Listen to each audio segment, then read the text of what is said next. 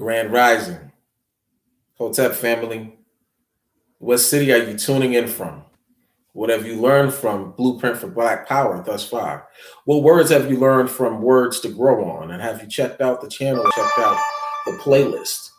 Y'all gonna hear that noise every time I get on here. I have an Android, don't really know how to work it. I can't wait to get an iPhone, but I can't afford one of those right now. But back to the topic at hand. What have you learned from Blueprint for Black Power? What city? Where is your locale? Where are you calling from? What books would you like for me to read? Yeah. So those of you that don't know, I'm gonna go and post this to my other social media platforms. I don't have many, but I try to get the word out there because it's all about being consistent at this point, and that's the least that I can do. So if you can just bear with me and state your name, what city you calling from or tuning in from. Tell me what you've learned thus far from Blueprint for Black Power. Also, let me know what it is that you would like for me to read when we finish. We won't finish this for a while. I'm on it till I'm done. But I got plenty of other books. What else?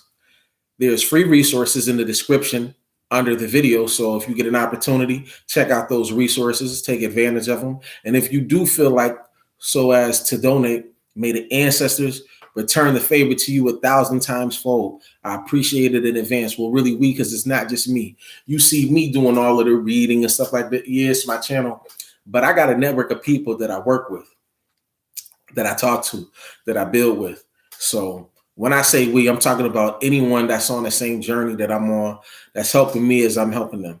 So give me a moment and I'll go ahead and I'll get to reading our third chapter. This is going to be a very interesting chapter because it really starts tackling on some things.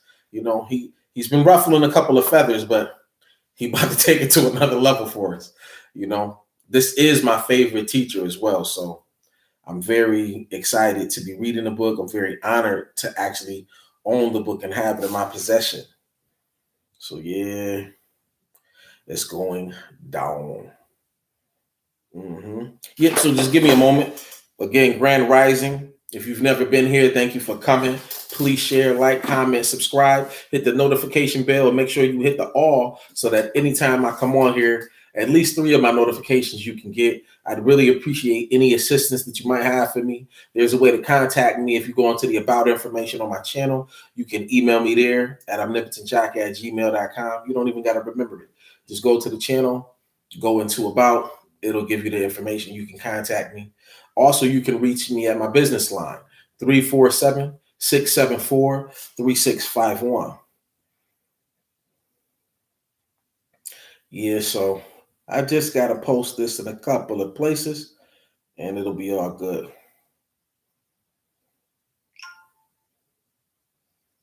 Yeah, man. So how is your day going so far? What city are you tuning in from? There's free resources in the description. Please take a look at it and take advantage of it. And if you feel so inclined to donate, may the ancestors return your donation 1,000-fold. Ashe, Ashe. And if you don't know what Ashe means, that means so it is, so it will be.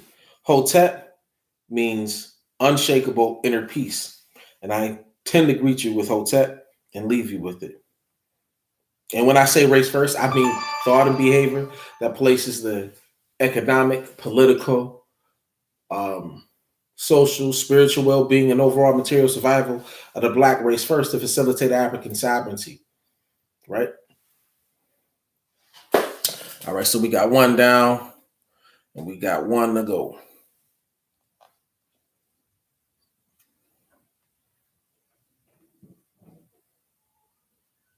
Yeah, we got one down and we got one to go. Give me a moment. I ain't the most fastest. You know, eventually I'll get there, but man, we ain't going nowhere. You could put this on your aux or on your Bluetooth and ride with me. You could hear me when you get up, hear me when you go to sleep. You know. Let's see. Yeah, please share, please like, please comment, Tell me what city you coming in from, and if you got any news, anything interesting that you would like for me to speak on, or maybe do a little bit of research on, or anything like that, feel free to email me. Let me know. You can put it in the comments. I may not get it. It would be best to email me at omnipotentjock@gmail.com. Let's see. Okay, so just give me a second.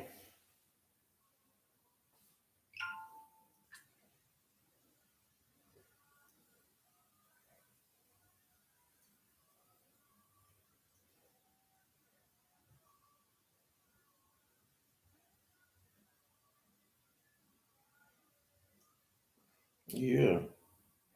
All right.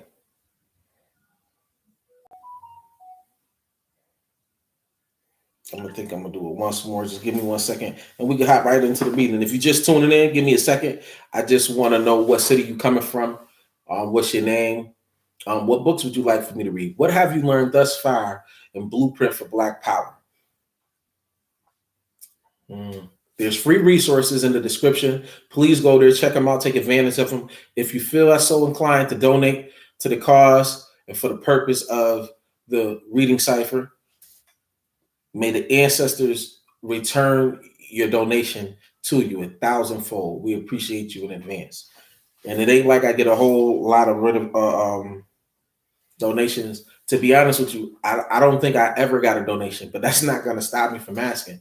I see people that don't do anything for our community always asking for money. I see people that live near our community or use our community as access to earn money, get money from us every day. I actually be in the community doing things for the community, cleaning up, cooking, donating to the poor, sick and shut in, helping them out. And I don't do all of those things like to get paid. I do those things because it's my community. And this is what we should be doing, to lead by example. Also to build bonds with other people, man, to give them a little bit of hope. Man, Buffalo be so cold sometimes, and it ain't just the weather. It's the attitude. It's just the climate of what's going on in the city after everything has transpired since May 14th. And even before then, to be honest, you know what I mean? Like, if we want to do better, if we want better, we got to do better.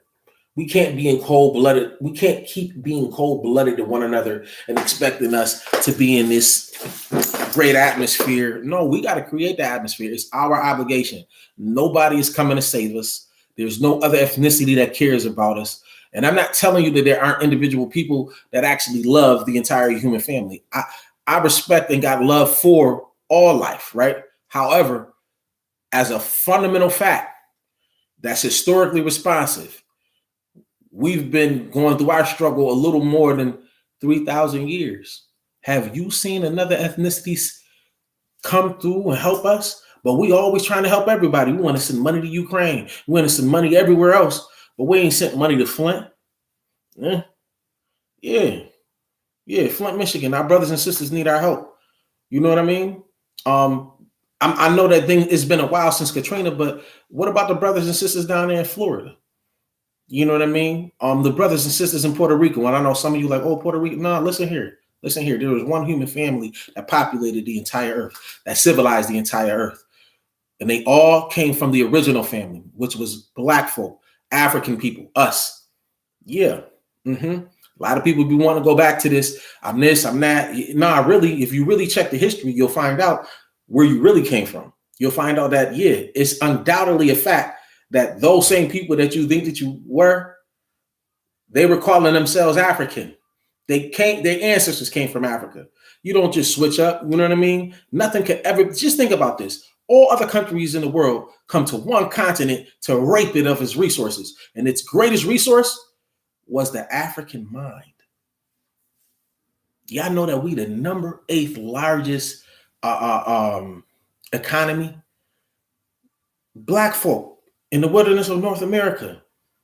Yeah. Could y'all just imagine pooling our bread together? We pool our bread together. Look at what every other ethnicity do. Whenever you go anywhere throughout the states, you can see little Italy, little Germany, little Poland, little Asia, Chinatown, and so on and so forth. I don't got to get in deep.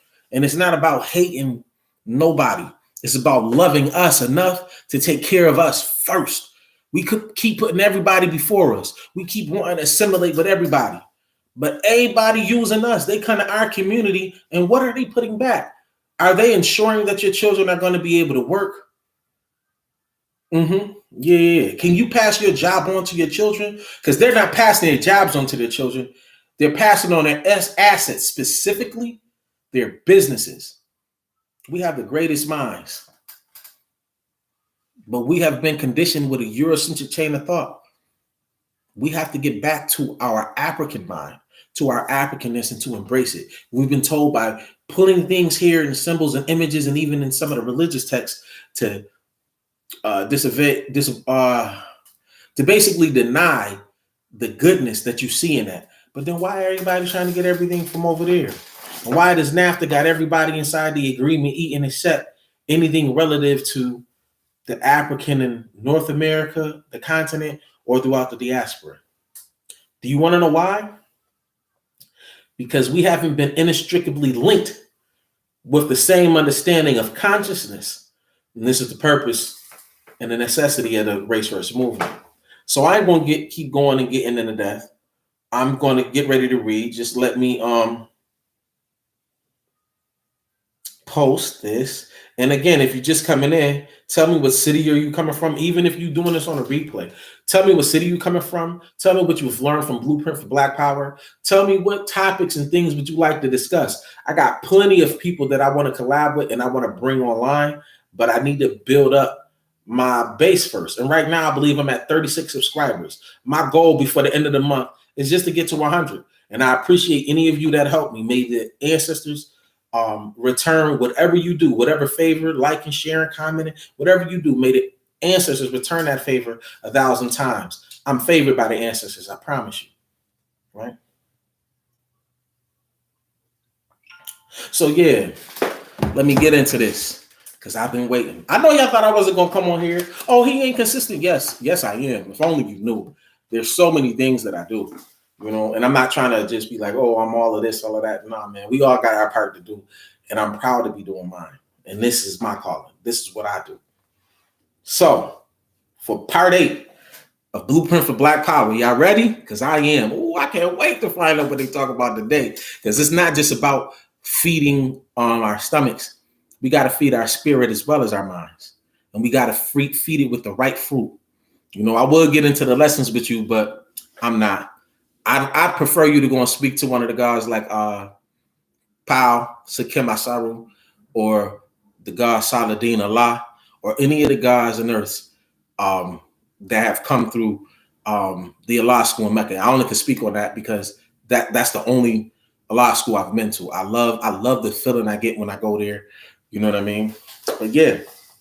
Also, you know, check out my Instagram, The Kyrie Collection. I can't respond to you now because my phone is in Buffalo that's attached to that. But I am on Instagram. And if you get on my Facebook page, which is on the banner at the top of my channel, you could see some of my stuff if you go through it. But let's get started. You with me? Let's go, man. Let's get it in. Let's get it in. Chapter 3. Social and cultural origins of power. Culture and power.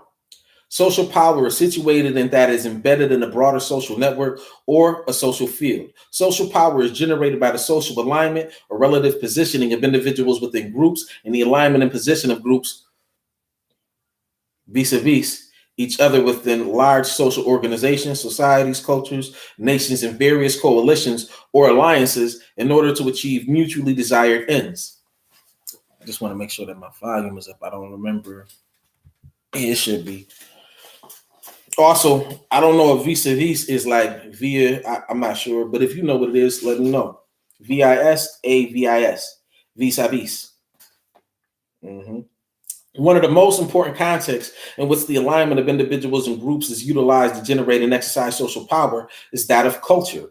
A culture is a type of power system which includes all of its members and the various groups and institutions which constitute it. A society or culture as a power system may be subdivided into a number of smaller and smaller power systems nested within or organically related to one another. The overall power of a culture or society operationally emerges from these smaller power systems, which may include familial, kinship, communal, regional, and other types of social and institutional organizations. Culture is man's adaptive dimension. Man alone, among the forms of animated nature, is the creature that is moved into an adaptive zone, which is an entirely learned one. This is the zone of culture, the man-made, the learned part of the environment. That was by Ashley Montagu. If societies are to survive, they must minimally satisfy certain biological, psychological, and social needs of their members. They must successfully counter those forces of nature and man which threaten their well-being and their very biological survival. Culture is the social institutional instrument which is crucial for facilitating a people's adaptation to the complexities of their world. Therefore, its functional structure, cohesiveness, resilience, flexibility, responsivity to reality, evolutionary growth and development, or the relative lack thereof to a very significant extent determine its longevity and quality of life. Culture is learned and is the result of historically and conceptually created designs and patterns for living with and relating to others and the cosmos. The family as a power system. Listen, family. Culture is a social machine, a power grid or system. As a holistic system, it is composed of a number of subsystems, power systems in their own right. The family is one such fundamental cultural subsystem. It is a system of social relations, hierarchical in structure, where different members exercise different privileges, prerogatives, and different levels of authority. The family is a primary organization, a fundamental generator or source of power where human and non-human capital resources of its members are pooled and shared as means of achieving its vital goals. These goals include sexual reproduction, socialization of its children, securing a common habitation, providing protection and affectional relations among its members, maintaining and enhancing the social status of its members, and providing for their economic well-being. The family is a system where power is customarily and legally exercised, where its members are not only related by kinship ties, by blood and shared history, but relate to each other in terms of membership rights, duties, behavioral expectations, and authority. The character and personality of individual family members, especially as young, are developed, shaped, and continuously influenced by the organization and exercise of power and authority inside and outside the family unit. Consequently, the family as a power system markedly influences its members, particularly its young's attitudes towards relationships to power and authority both within and without the family. Thus, there is an important continuity between the nature of power, its quantity, quality, and organization within the family, and the nature of social and power relations between the family and its physical and social environment, including other families and institutions, which together constitute a larger social system, such as a clan, tribe, nation, or culture. Hence, the effective nature of power generated and exercised by a culture is intimately and reciprocally related to and reciprocally related to and independent on the effective nature of the power generated by its family and other subcultural units. Generally, the power generated by a culture derives from the structured coalescence of independent family kinship groups, clans, and tribe for mutual defense against outsiders and other mutually beneficial outcomes. This coalescence of subcultural social units is usually organized and motivated by a mutually recognized leadership or governing establishment. This establishment usually fulfills its responsibilities through the creation, issuance, and enforcement of policies. At this level of organization, a culture may be defined as a political organization which exercises political power in its defense, economic, and social interests as a whole, and in the interest of its subcultural group and individual members. As Dye contends, DYE, true political power organizations begin with the development of power relationships between family and kinship groups. He goes on to state, the habitual association of human beings in communities or local groups generally leads to the introduction of some sort of political power organization. The basic power structures are voluntary alliances of families and clans who acknowledge the same leaders, habitually work together in economic enterprises, agree to certain ways of conduct for their maintenance of peace among themselves, and and cooperate in the conduct of offensive and defensive warfare. Thus, power structures begin with the development of cooperation between families and kinship groups. Warfare frequently leads to another purpose for power structures, ruling and exploiting people who have been conquered in war. Well-organized and militarily successful tribes learn to subjugate other peoples for purposes of political and economic exploitation, retaining them as subjects. The power structure of the conquering tribes takes on another function, that of maintaining control over and exploiting conquered peoples, emphasis added. If we substitute the phrase economically successful tribes for the phrase militarily successful tribes, in the latter italicized paragraph above and think in terms of economic and political warfare instead of military warfare, we will more closely approximate the contemporary political economic relations between white Americans and immigrant Americans and Black Americans in the contemporary United States. That is, the rather superior organization of family, kinship, and communal groups and resources of the white Americans and various immigrant groups have facilitated their political and economic exploitation of the African American community. Besides the fact that the organizations are based on family, kinship, community, and ethnic relationships, they are based more profoundly on cultural identity, values, and attitudes. A culture generates effective power when it aligns its subcultural, social, and individual units, especially its family and communal units, in such ways that they can most effectively create and exploit its human, social, and material resources to its own advantage relative to its environment and other groups or cultures. Black American culture and identity. What is culture? Horton and Hunt provide a workable answer to this question. From their life experiences, a group develops a set of rules and procedures for meeting their needs. The set of rules and procedures, together with a supporting set of ideas and values, is called a culture. Anthropologist Clyde Kluckhon, Kluckhon, has defined culture as all the historically created designs for living, explicit and implicit, rational, irrational, and non-rational, which may exist at any given time as potential guides for the behavior of man. As a set of designs for guiding the behavior of its members, example, a set of guidelines for directing and regulating the behavior of its members, a culture provides standards of proper cognitive, emotional, and behavioral conduct, a set of proverbial precepts as to what reality is, and an accompanying set of rationalizations or ostensible explanations for its nature and purpose. Thus, culture, through a product of the actual lived experience of a people, primal source of much of their daily lived experience, the primal source of much of their daily personal and social activities, their forms of labor and its products, their celebratory and ceremonial traditions, modes of dress, art and music, language and articulatory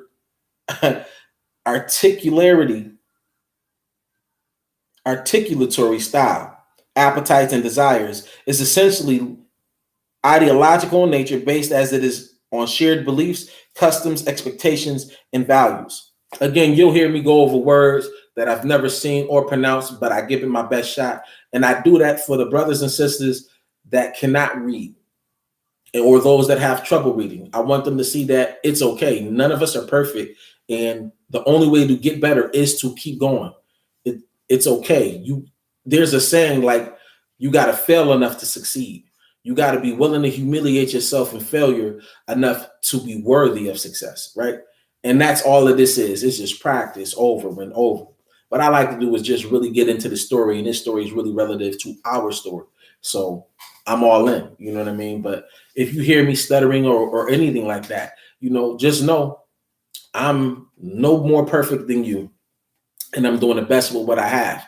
So for the brothers and sisters that can't read or write, or for those listening who have trouble reading or writing, don't feel discouraged. As you see, I take my time and I'll go back over it again and again. If I got to go over it 20, 30 times, I'll go over it 20, 30 times, because that's what's needed to get right, because I'm the only person obligated to be the best version of me. So I'm hoping that I'm inspiring you by my example to become the best version of you. I don't care if you only can read 2 or 3 words.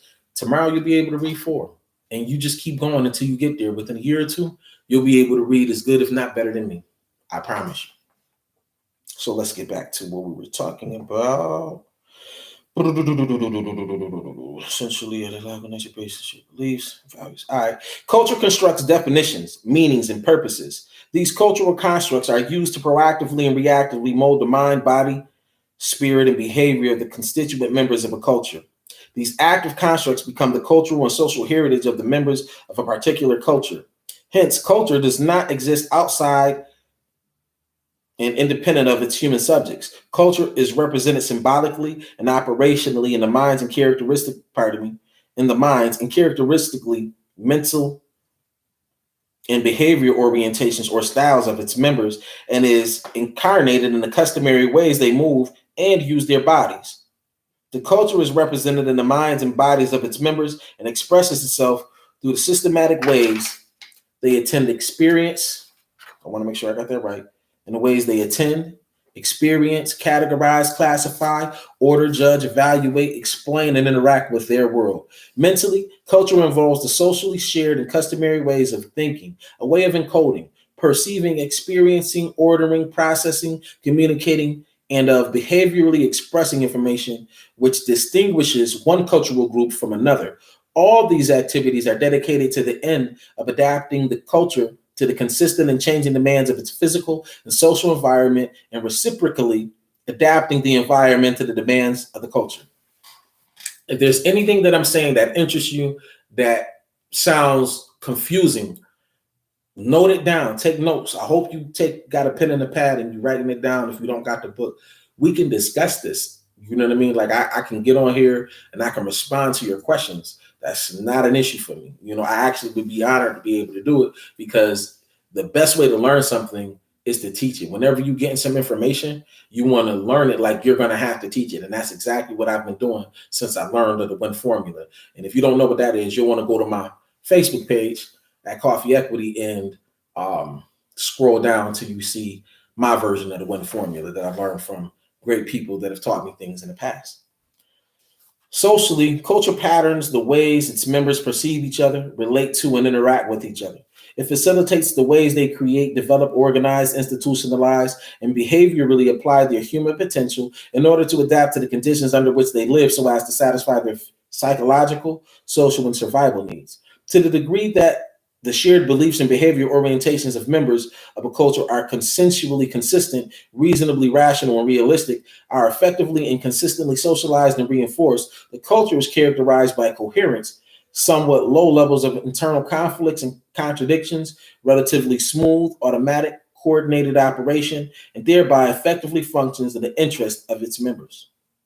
It is very important to keep in mind that a culture is, to a significant extent, a historical product, a social product. A culture is socially manufactured, the handiwork of both deliberate and coincidental human social collusions and interactions.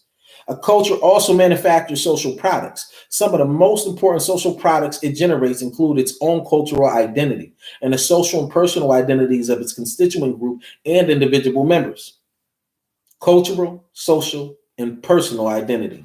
The cultural identity of an individual group is the social product of a socialization process, a process in which new responses, values, perspectives, and orientations are acquired in existing behavioral repertoires of the individual or group are modified to some extent as the result of his or its subjection to the direct or indirect social conditioning experiences.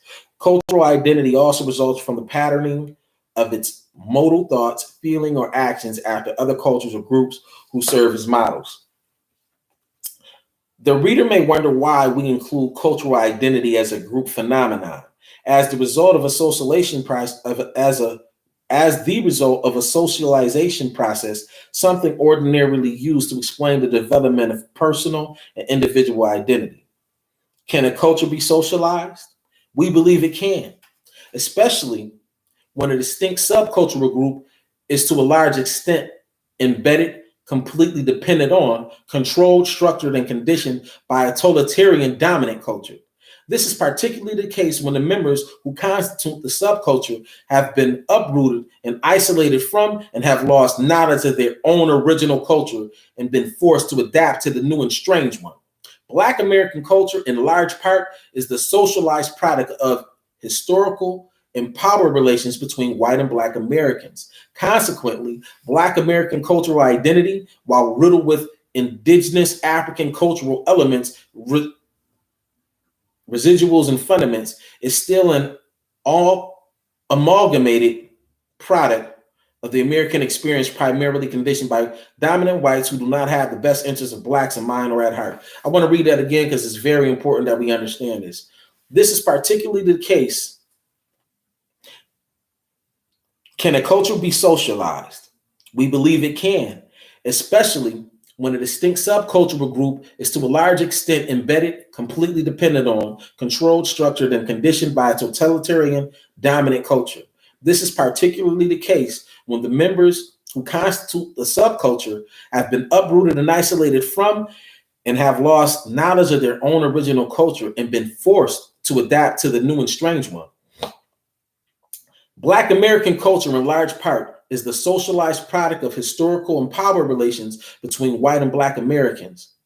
Consequently, Black American culture identity, while riddled with indigenous African cultural elements, residuals, and fundaments, it is still an amalgamated product of the American experience, primarily conditioned by dominant whites who do not have the best interests of Blacks in mind or at heart. Dager, D-A-G-E-R, quite aptly describes socialization as the most efficient and effective means of social control. It is through the socialization process that the necessary ingredients for social order are instilled in the personality, or in the context of this discussion, the subordinate culture. The socialization of a subordinate culture involves the inculcation of its young with values and attitudes that serve to perpetuate the dominant social system. A realistic and objective analysis of the social structure and dynamics of American society, particularly those pertaining to white-Black race relations, will vividly reveal that Blacks are doubly socialized. Example, first by the environing and dominant white culture, and secondly, reactively and proactively by partly indigenous Black culture. Consequently, Black culture and each of its members are introjected with and afflicted by the double consciousness, so famously defined by W.E.B. Du Bois. Hence, or Du Bois, however it's pronounced. Hence, with little modification, Dager's definition applies equally to individuals and the subordinate Black culture. Socialization, broadly defined, is the process by which the infant or subordinate culture learns the ways of a given social group, the dominant culture, and is molded into an effective participant. Dager adds, because of imperfections in this process, the infant is not completely molded. The infant is the subordinate culture, which would be us. But in the course of his or its development, he acquires behavior, attitudes, values, and other personality traits that are at once unique to him and at the same time characteristic of the group or groups that serve as the socializing agent. Dager contends that the socialization process is facilitated by the process called identification. He defines identification as the process by which the infant becomes or behaves like some other or others and or like others expect. It involves psychological processes and includes motives, both conscious and unconscious. During and following the identification process, the adult, normally in control of the resources, dispenses them according to the desirability of the behavior performed by the infant. The infant, I'm trying to see where it stops. The infant will identify with the adult because he is dependent on him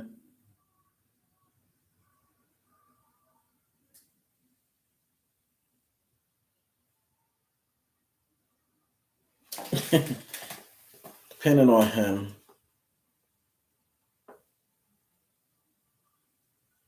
because he is dependent on him. In order to receive certain rewards and avoid punishment of various kinds, the infant will be motivated to conform to expected behavior.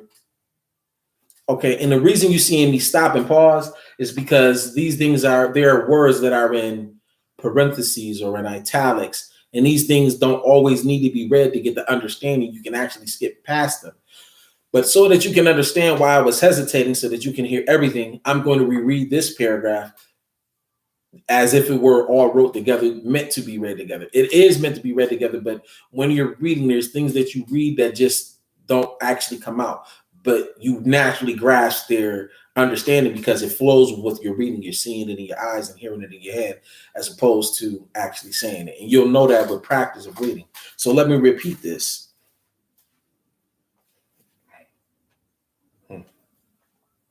Dagger contends that the socialization process is facilitated by the process called identification. He defines identification as the process by which the infant, in the present context of discussion, the subordinate Black culture, becomes or behaves like some other or others and or like others expect. The final three words in the statement are particularly apropos to oppressed Blacks. It involves psychological processes and includes motives, both conscious and unconscious. During and following the identification process, the adult dominant culture, normally in control of the resources, dispenses them according to the desirability or the behavior performed by the infant subordinate culture. The infant subordinate culture will identify, example, behave the way he is expected to behave or to attempt to imitate, usually in a considerably caricatured manner, the attitudes and behavior of his role model with the adult dominant culture because it is dependent on him, the dominant culture. In order to receive certain rewards and avoid punishments of various kinds, the infant subordinate culture will be motivated to conform to expected behavior or, barring this, engage in various forms of deviant behavior in order to attain the same equivalent ends. Moreover, identification involves the process by which the interests, morals, ethics, tastes, skills, emotional and behavioral tendencies, and ways of thinking that the socializer deems appropriate to the person's gender, the person's, or in the case of whites and Blacks, the group's race and social role. In other words, identification refers to the process of fitting a person or group to its ascribed or prescribed social role. The social role for which the person or group is fitted is usually the one or ones the socializer perceives as important in supporting his or its own position in achieving or satisfying his or its own goals and needs, or in terms of group relations, important to supporting, enhancing, empowering, and helping the socializing group to achieve its economic, political, social, and psychological objectives.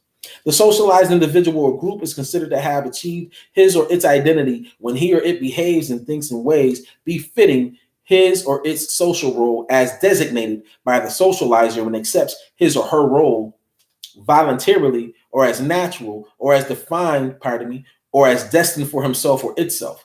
Depending on the socialized individual's or group's own autonomous characteristics, the nature of the relationship he or it has with the socializer, the attitudes he or it has regarding the socializer, and the particular conditions under which his or its socialization takes place, the socialized individual or group may be inadvertently fitted to a social role identity whose behavioral, emotional, and cognitive tendencies may be opposed to those of the socializer. This defiant social role identity, if powerful or effective, will threaten to or upset the social order or relations intended by the socializer. Under an oppressive socializing regime, the social role identities achieved by the socialized person or group through opposed to his or its opposition may yet be self-defeating or self-destructive and inadvertently self-subordinating. Some social role identities of individuals or groups, while diametrically opposed to those intended by the socializer, may still unwittingly operate to empower the socializer and strengthen and maintain the social order and relations they defy. The need for new African self-identity. I think I'm gonna read that and I'm gonna stop. Oh yeah. I got like 2 pages and I'm gonna stop. The need for new African self-identity, because the next part gonna get real deep. It's gonna hurt a couple of y'all feelings, and it's nothing, because when you learn that you have been taught misinformation, sometimes it's really hard to accept factual and historically responsive information.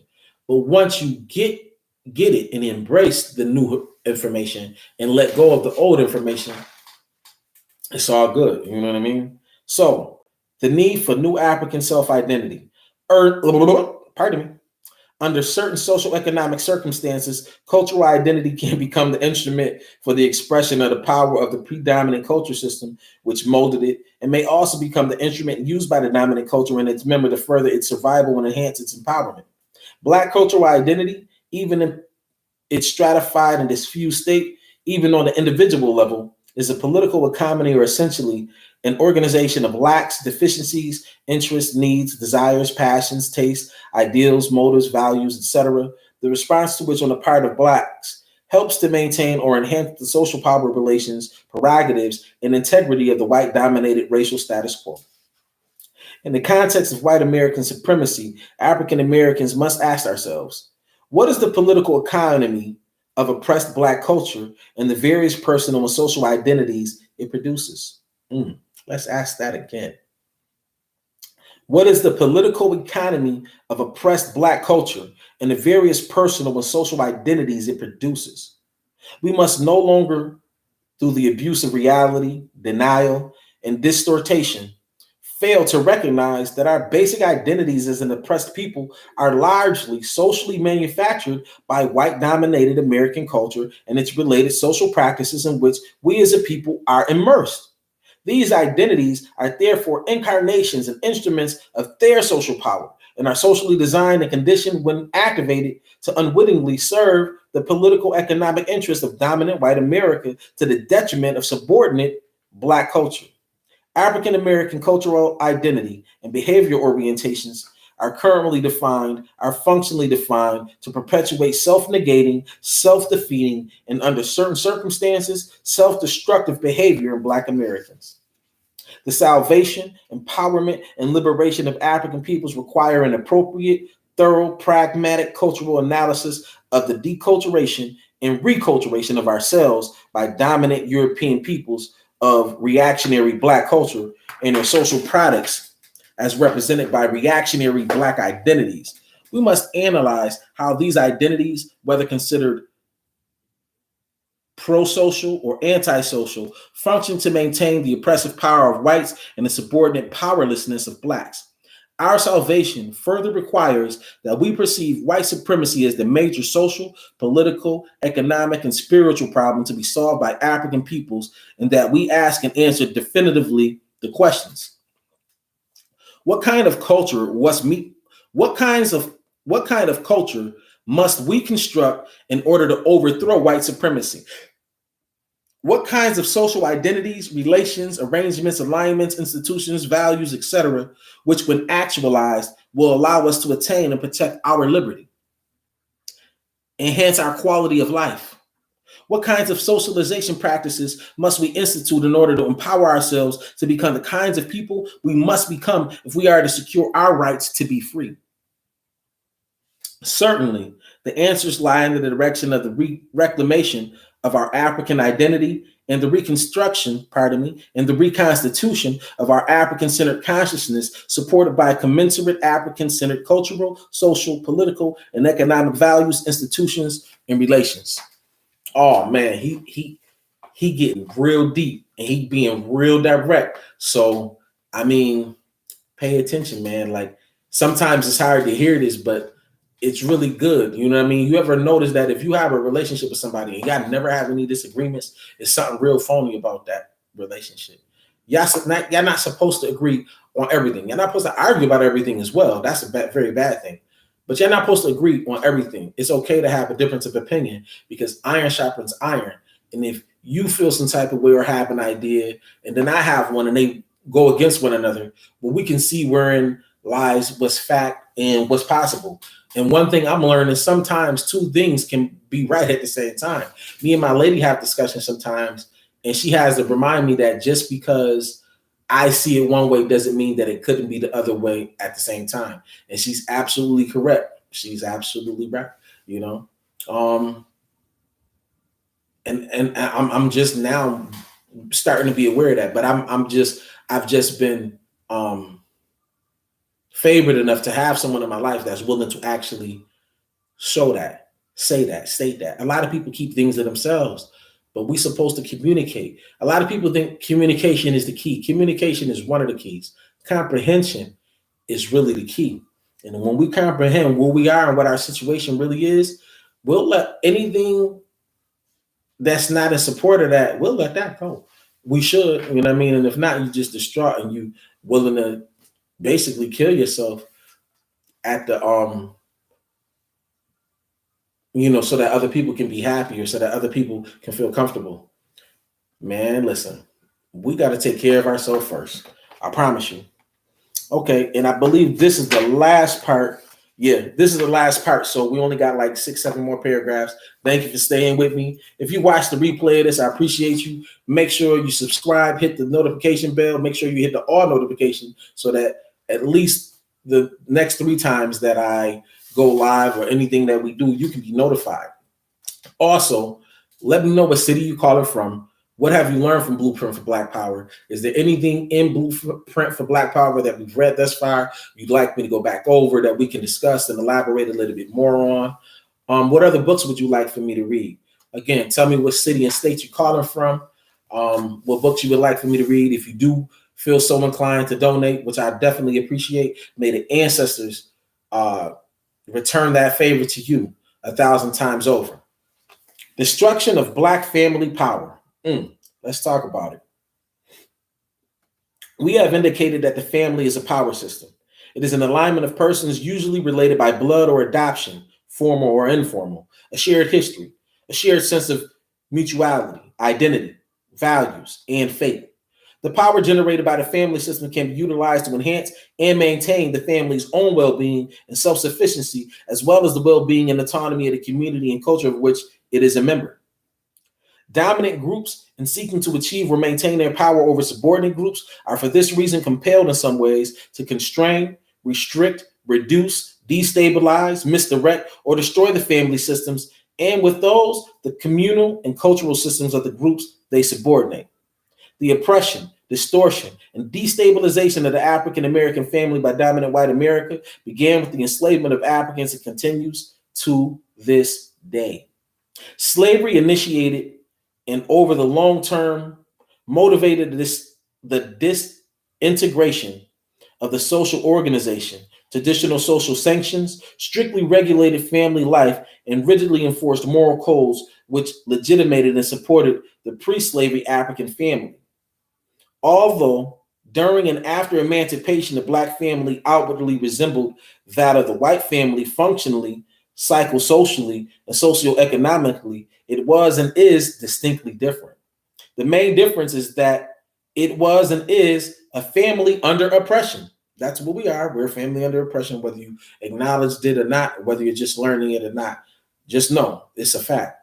We are a family under oppression right now as we speak. Not permitted the full freedom, the full access to, and use of the same or similar resources and supports available to the dominant white family, the Black family exercises less power than its white counterpart. The same may be said of Black culture, which is constituted by Black families. Stamp's description of the slave family still fundamentally fits that of the modern Black family, and this is his description. They were regulated by whatever laws the owners saw fit to enforce. Not only did the slave family lack the protection and the external pressure of state law, it also lacked the centripetal forces that gave the white family its cohesiveness.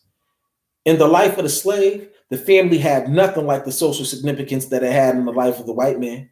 The slave woman was first a full-time worker for her owner, and only incidentally a wife, mother, and homemaker. Let me repeat that in case you didn't know, Black woman. The slave woman was first a full-time worker for her owner, and only incidentally a wife, mother, and homemaker. And children soon learn that their parents were neither the fount of wisdom nor the seat of authority. Lacking autonomy, the slave family could not offer the child shelter or security from the frightening creatures in the outside world. The family had no greater importance as an economic unit. Slaves labored most of the time for their masters in groups that had no relationship to the family. The husband was not the director of an agricultural enterprise. He was not the head of the family, the holder of property, the provider, or the protector. In an age of patriarchal families, the male slave's only crucial function within the family was that of siring offspring, or producing or helping to produce offspring. The husband was at most his wife's assistant, her companion, her sex partner. He was often thought of as her possession, as was the cabin in which they lived, Mary's time. I guess from Uncle Tom's cabin, okay. It was common for a mother and her children to be considered a family without reference to the father. Given these conditions, the family's minor social and economic significance, and the father's limited role, it is hardly surprising to find that slave families were highly unstable. Now, the reason I'm going to stop here is because I don't know if y'all have paid attention, but when they came with the welfare programs in the 70s, they allowed white women that had husbands to keep their husbands could stay in the house. But black farmers would, if they were men, they would have to leave. And not just the farmers. In the households, if your boys were 18 or older, they had to leave. They had to leave. Now, I want you to see how over the course of years and years and years and years of kicking this young male out, who's only desirable for the money of for the purposes of reproduction or assisting, right? They're not looked at as human beings that also have things that add on value or are creative or also can be disciplining figures, you know what I mean, for the household, not just for the children, for the household. Sometimes women need men to keep them in line. And when I say in line, I don't mean checking them. I mean in line as far as, okay, babe, we spending a lot of time doing this, watching this TV, but we need to make sure that the kids are fed, make sure that they did their homework well, and that they understand that their homework. We need to also be implementing our own plan outside of what we do on a daily basis so that we can build the life that we deserve to have, right? And sometimes you need that. Sometimes it's the woman that does that. So I'm not just limiting that. I'm just giving an example. You know what I mean? And sometimes, women, y'all are so lovely and so nice. Y'all let the children run right over y'all.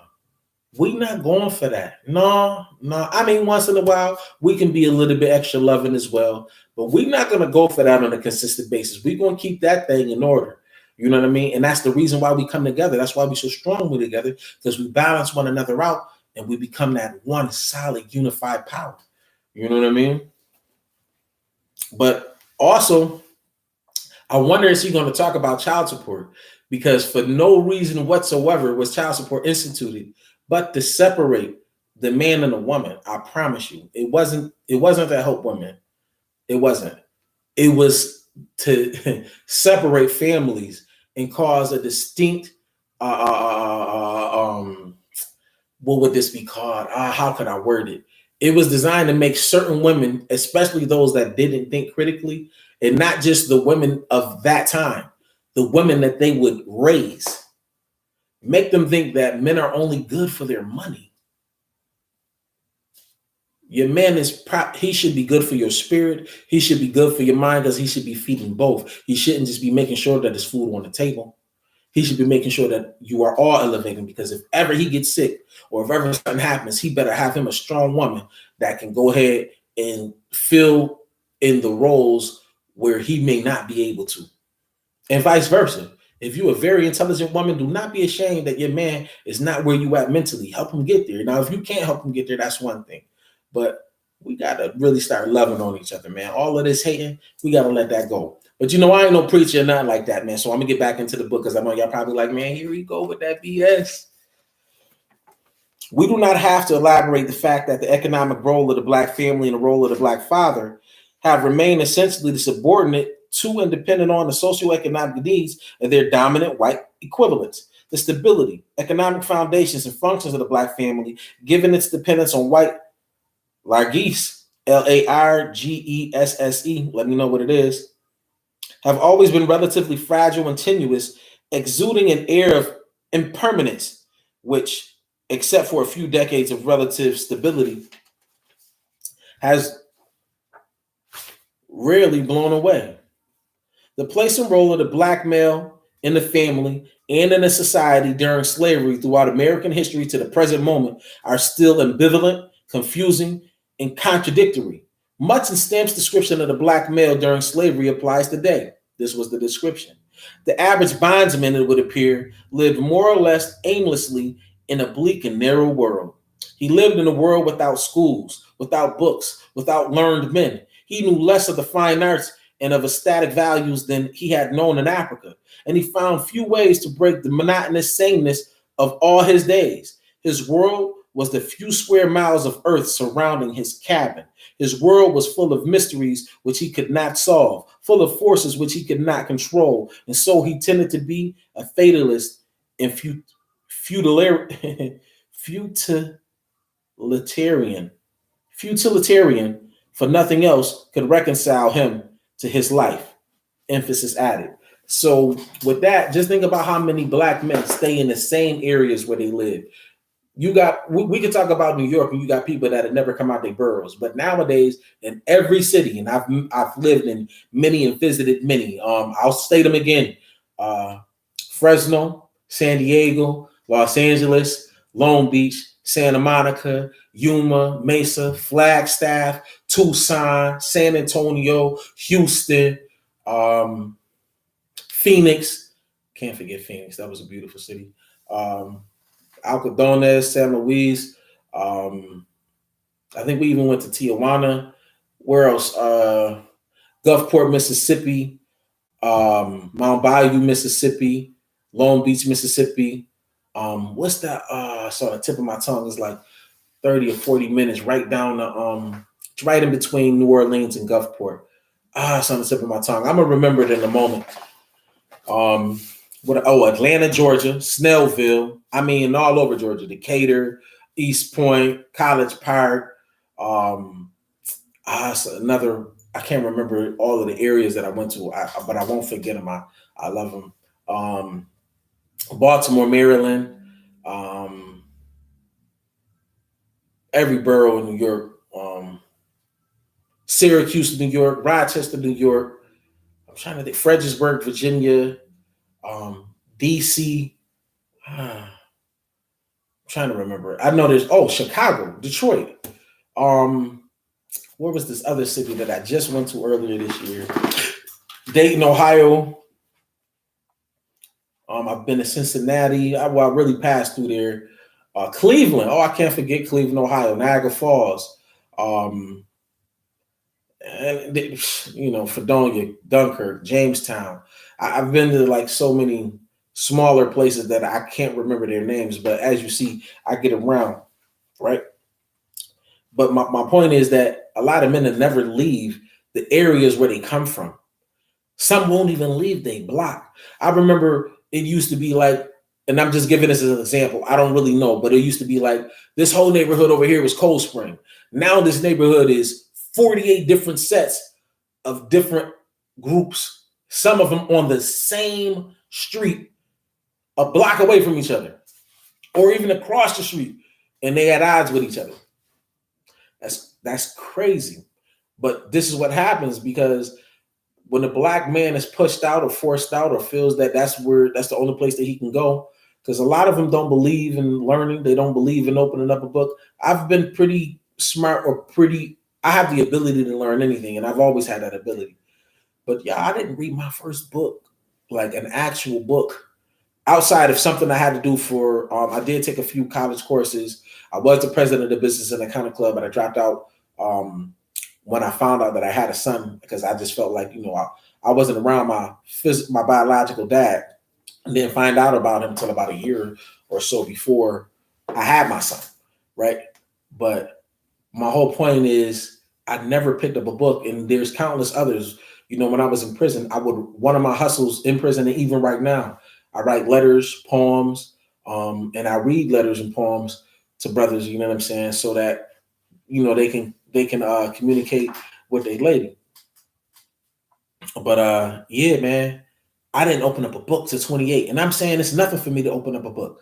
And the book was 400 pages. It took me like I want to say it took me a week, but if my memory serves me correct, I think it actually took me like 4 nights and half a day. Because I would read basically on my way to bed at night, you know what I mean? And once I got into it, once I got in like the 3rd, 4th chapter, it really opened up my mind. And from there, it was on and popping. I just started reading. You get through one book without all of these pictures and stuff.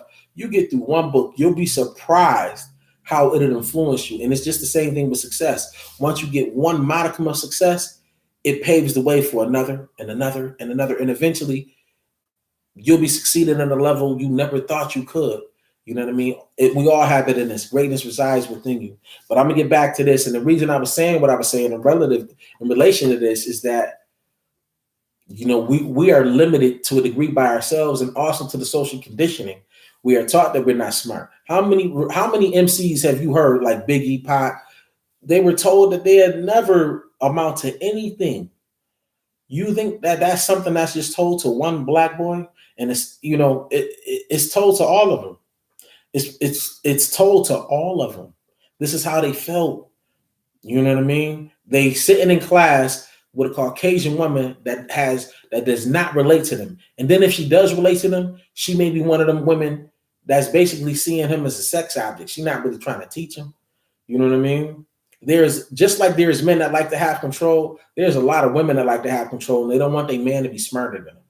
We as a people need to let that go. It don't matter if the man or the woman's smart, because we should balance one another out, and whatever one lacks, they can help the other with. Excuse me, the one that doesn't lack can help them with. And it should be like that. You know what I mean? But that's just my suggestion.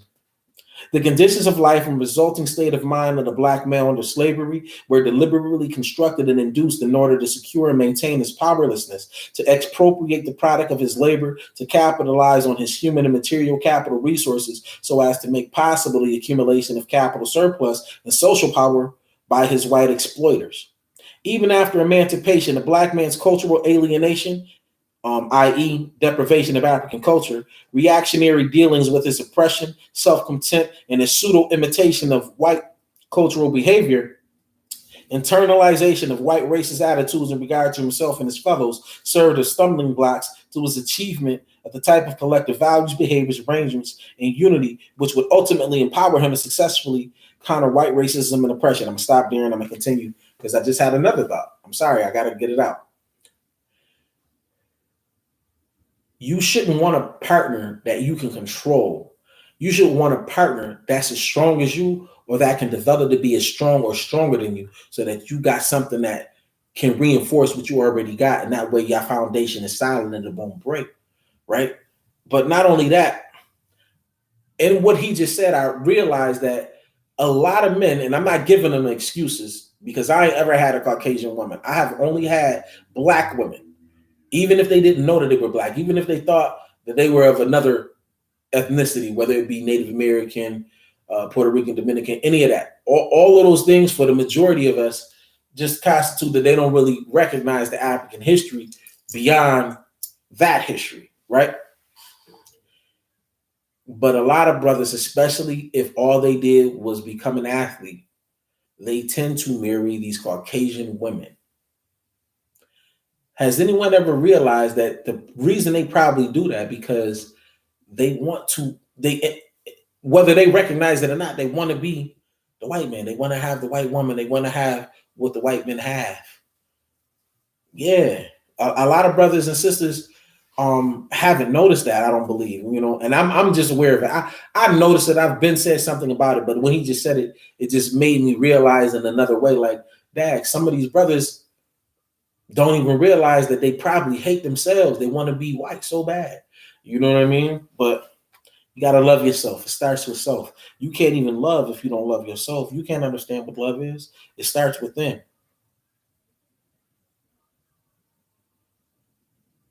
This disempowerment of the African male, the African family and culture virtually assures continuing African American powerlessness and economic exploitation by other ethnic groups. Because if your man is done here, if he ain't got a brain to think, if he don't know that he should be protecting you and all of that, not that you can't protect yourselves, but now you got to protect yourselves not just against the women and other cultures. Now you got to protect yourself against the men, where your man should be doing that. You know what I mean? It's crazy, man. It's just a big, big rabbit hole. The groups that exploit, this disempowerment of the African male, the African family, and culture virtually assures continuing African American powerlessness and economic exploitation by other ethnic groups. The groups that exploit the African American community most expertly are patriarchal and male-headed. Groups whose family structure are relatively stable and well organized are political economic systems and whose sense of ethnicity, of tribe, i.e., ethnocentrism, are strong and enduring. Generally, these groups are proud of their differences from the mainstream white culture, do not resent their biological suicide. Pardon me, let me read that again because I feel like I confused myself with that one. The groups that exploit the African American community most expertly are patriarchal and male-headed. Groups whose family structure are relatively stable and well organized are political economic systems and whose sense of ethnicity, of tribe, ethnocentrism, are strong and enduring. Generally, these groups are proud of their differences from the mainstream white culture.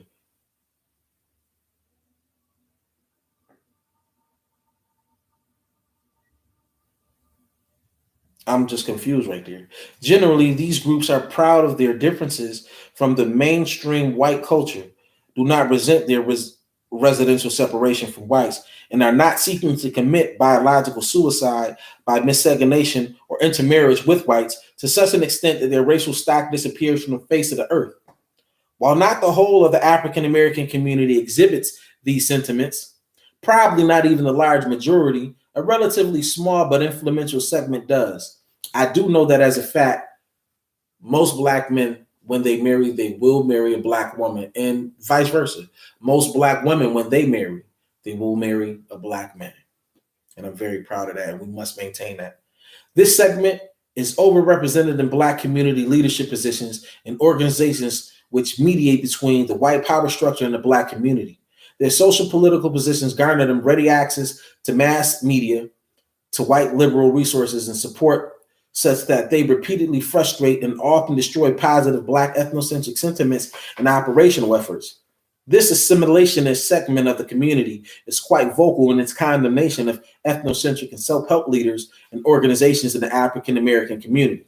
Pathologically committed to the consumption of white-owned manufactured products and gaining the unadulterated approval of whites as its self-effacing assimilation in the white society, this influential group unwittingly enters into an alliance with the exploiters of the African American community in managing its continuing disempowerment. Before I leave the last paragraph, I want y'all to peep how they just said that, and they didn't come to none of the grassroots people. And when I say the grassroots people, I haven't heard anyone that I know that's actually putting in work, trying to do something positive for black people, not to get the pat on the back, but to actually create a sense of urgency of coming together, sticking together, and moving forward together. I haven't seen them do that, but I have seen them come and get them same people that be misleading the community this whole time, ain't did nothing to protect or teach us to protect, nothing. But they shine, and they got several different cars, houses, they got summer homes. I ain't gonna say who, but you get my drift. And I ain't just talking about them. What about these so-called politicians too? Because some of them also are politicians. Some of these so-called politicians, you'll never see them in the community doing anything but finding a way to do something to get paid for it, right? So that they can live up to this standard of the dominant society and rub elbows with them. They don't care about who dying. There was a queen whose son just got sentenced to life in prison for a murder that he didn't have anything to do with, to my knowledge. And he don't even have a history. And he was 16 when he was at the scene, and he wasn't even the only one at the scene. He didn't physically commit the murder, and they gave him life in prison. They didn't give him life in prison because he did something. His mother did the right thing by preventing an officer from possibly killing and choking out another black man. She wasn't going for that because that's way excessive. That's just abusive. And it's over for that. That's a wrap. We can't, that's unacceptable. That's unacceptable behavior. That's inappropriate behavior. And we must stand up for ourselves no matter what field of employment we're in or participate in. We must stick together at all. I don't care if you're in the military. We must stick together for real. Because if they kill all of us, right? If they kill everybody that isn't a part of their, what do you think going to happen to those that's left over? You think they're going to treat y'all nice? Nah, y'all going to be disempowered, and it's going to be easier to put y'all right back into slavery and make money off of you like they do now. Y'all know why they still got slavery under the law for people that commit crimes? Because they know that they can force people to stay in prison or stay in jail long enough to where they'll say, you know what, even though I didn't do this, I'm going to take this plea because I got to get out because I can't afford a lawyer. And nobody got time enough to go and put all of their money and they hired on work to get a lawyer to help me get out on something that I didn't even do. Man, they got this. The game has been wrote, and we've been seeing this play over and over again. We supposedly have the smallest population in the wilderness of North America, specifically in the United States of America, right? But we got the largest prison population. And I want you to realize that the day that they signed that Emancipation Proclamation, they filled those same, some of them are now prisons, but they filled those same plantations with us. We were the first people to fill those beds. Why do you think they forced the MCs and the singers to over sexualize and over criminalize the music? This is by design. It's not by mistake. You thinking that it's us, right? To a degree, we do play into it. So we have to take accountability for ourselves, first and foremost. Yes. But we cannot look at the overall, we cannot overlook the overall conditioning of what the African in America has been through, is going through, and will continue to go through unless we come together. Remember, I always say, what we need is unicity, undivided wholeness. If all of us said, you know what, we're not going to participate in none of these European holidays, I want y'all to know right now, they're going to be hurt. And we're going to need to do something with our money before they realize it so that they can do nothing about it. And what I mean is, man, start supporting one another so that if anything ever happens, we can go to our own banks and borrow money. Word up. These people don't care about us. They care about us keep making them money. If you haven't been on YouTube and saw the it's something race, it's on the tip of my tongue, but it's a race. I'll try to when I finish, I'll try to put it in my comments on the Coffee Equity page. But it's a race, and in the race, it's a cartoon, and it just shows like some of the things we went through, but it makes figurative and literal sense when you think about it. And I want you to think, if they did these things like redlining, Jim Crow, the people say slavery, but we were prisoners of war in my mind, right? And we still are, because we haven't been given the right to go back or seek our own history by getting an opportunity over there. If you're a black man and you have a child, you owe more than, I think it's $2,500 worth of child support. You may not be able to lead the country. Now think about that. You can't lead the country. Who told y'all got the right to say anything about how we move and construct our family life? Fuck out of here, man. There's definitely a separation between state and family, fam. I don't even care about the church, but there definitely should be a separation between state and family. They should not have any say-so on what's going on with our children, with our family. We should decide how we move. Now, I'm not saying that we can't have some better structure or we can't agree to certain things. I am saying, do you see any other place, anywhere else, where they're doing this? And who is affected by it the most? Do you think that's by coincidence or design? They're doing everything they can to destabilize the black family because it's the greatest tool on earth. When we come together, man, we literally can create balance wherever we are. Yes, we can create anything. We were the greatest. We are the greatest. We will always be the greatest. Here's the last paragraph. I'm going to let you go because I don't want you to feel like, man, he just be trying to kidnap us. The black family, as long as and to the degree to which it is dependent on the dominant white power structure, to the degree to which it is not founded on African-centered consciousness, cultural traditions and values, social economic arrangements or alignments, its organization and disorganization, stability and instability, power or powerlessness, will reactionarily reflect the political economic interest of the white power structure in which it is operationally embedded. And these interests are more often than not detrimental to those of the black family. The relative powerlessness of the black family portends the relative impotency of black culture and vice versa. I hope your today is great and your tomorrow is greater. If you're seeing this on a replay, make sure you tell me what city you're coming from. What have you learned in Blueprint for Black Power? What things would you like to discuss about it? What other books would you like for me to buy so that I can put them in rotation so that we can get those too as well? What else? Again, there's free resources in the description. If you can't donate, I would appreciate it if you could share this and have others share, subscribe, like. I really would appreciate it. Anything you can do to help get the algorithm going so that we can get our subscription up, because I know that we're on to something. Also, if you do donate, may the ancestors return your donation 1,000 times full. We appreciate you. Race first all the time, and at all times, race first. Hotep family, I hope your today is great and your tomorrow is greater. Peace.